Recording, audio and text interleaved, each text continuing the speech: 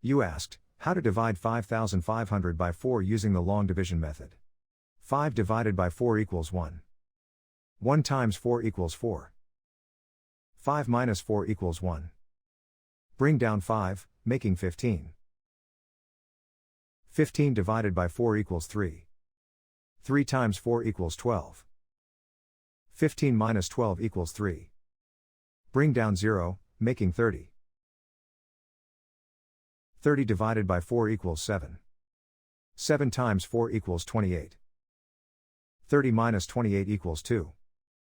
Bring down 0, making 20. 20 divided by 4 equals 5. 5 times 4 equals 20. 20 minus 20 equals 0.